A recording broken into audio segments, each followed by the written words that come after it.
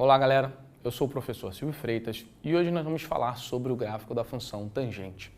Bom, na aula passada a gente já fez diversas anotações importantes acerca da função tangente, digo, com respeito ao seu crescimento, o decrescimento, né, o que acontece quando a gente se aproxima ali do π sobre 2 e do 3π sobre 2, porque para esses dois valores de x, tá? A função tangente ela não está definida. A gente sabe que não existe a tangente de π sobre 2 e nem a tangente de 3π sobre 2.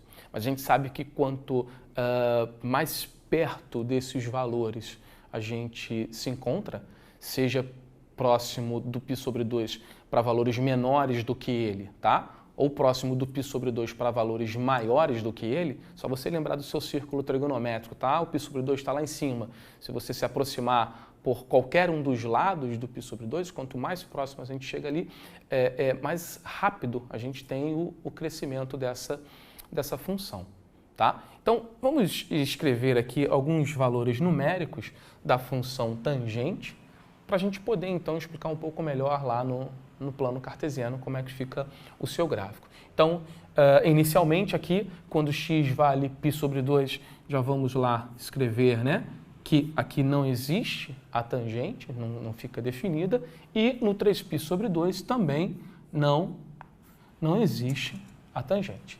Tá? Para os demais pontos que aqui foram colocados, a gente consegue definir o valor da tangente, né? A tangente de 0 é 0. É só você lembrar que a tangente é dada pela altura daquele nosso triângulo que fica determinado no círculo trigonométrico. Caso seja necessário, revisite lá a nossa aula que a gente definiu a tangente, que fica um pouco mais claro para você. Tá? A tangente de π sobre 4 é 1 positivo, a tangente de 3π sobre 4 é menos 1, a de π é 0. E aí, lembra um pouquinho sobre função periódica, né? A função tangente, ela também é uma função periódica. Aqui, ó, de 0 até π, o valor da imagem se repetiu. Bom, então, existe aqui um número que os valores de imagem vão se repetir. Você só precisa depois se certificar se esse intervalo que eu peguei de 0 a π se funciona para qualquer x, tá? Bom, 5π sobre 4, ela é 1 positivo, 7π sobre 4 ela é menos 1 e de 2π ela é 0, tá? Então, de novo, ó, de 0, quando x vai de 0 a π, a imagem se repete. Quando x vai de π a 2π, a imagem de novo se repete, tá? Quando x vai de π sobre 4 até 5π sobre 4, ou seja, um acréscimo aqui, ó, de π unidades, tá bom? A imagem tornou a se repetir. Então, quer dizer, esse número π, esse acréscimo π válido para todo x, as imagens se repetem. Então, isso aqui vai ser o período da nossa função tangente.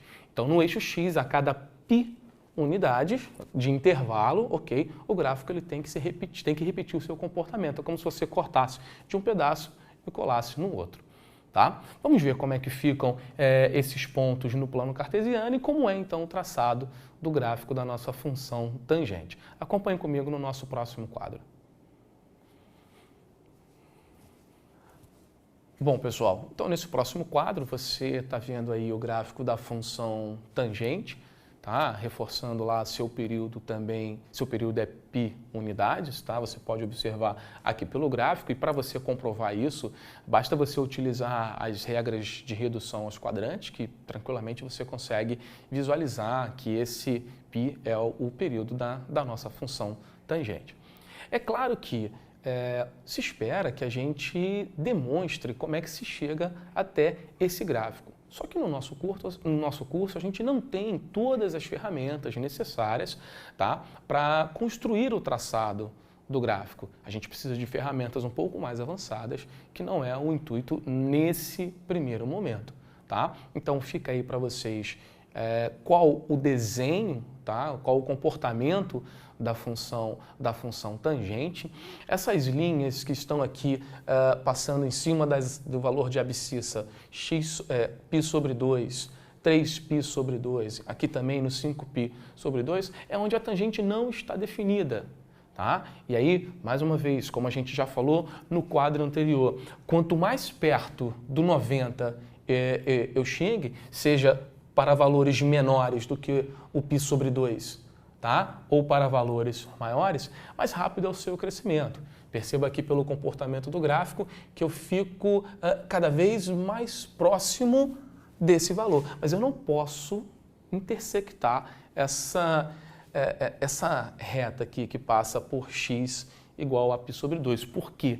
Porque ali a tangente não está definida. Não só ali no π sobre 2, para qualquer múltiplo de π sobre 2, sendo esse múltiplo dele um número ímpar, tá? Então 1π sobre 2, 3π sobre 2, 5π sobre 2 e assim sucessivamente. As tangentes ali não ficam definidas, então por isso até que nós traçamos essas linhas aqui, vocês podem observar em roxo, é como se fossem limitadores do gráfico, ok?